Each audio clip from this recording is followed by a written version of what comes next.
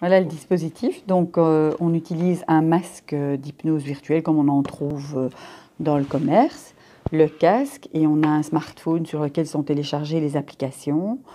On choisit l'application et puis on va simplement, donc c'est extrêmement simple, voire même enfantin, greffer le smartphone sur l'appareil qu'on applique, qu'on va mettre sur la tête de la patiente, qui peut régler ainsi la vision.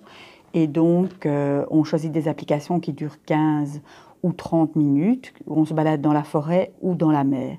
Et vous pouvez découvrir peut-être cette sensation particulière d'un rayon de soleil qui se pose sur la peau. Nous voilà arrivés à la fin de cette expérience.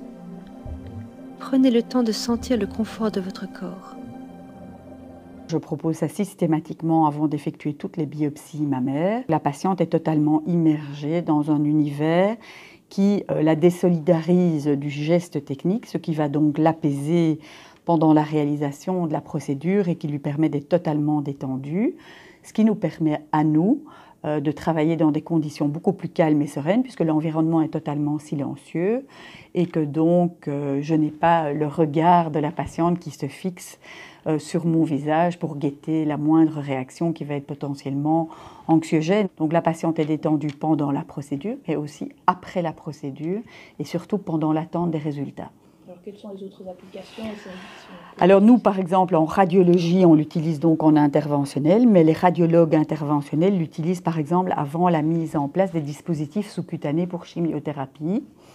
Nous l'utilisons également chez les patientes claustrophobes qui vont subir une résonance magnétique, qui est un examen très stressant, très bruyant. En fait, nous, on a mis des annonces dans toutes les salles d'attente. Donc, en fait, toute situation potentiellement stressante autorise le patient à demander d'avoir une petite séance d'hypnose. On a des locaux à disposition, on les isole, on met le masque et la situation est vécue de manière beaucoup plus détendue. Donc on essaie de l'offrir le plus largement possible et finalement ce sont les patients eux-mêmes qui vont créer les indications.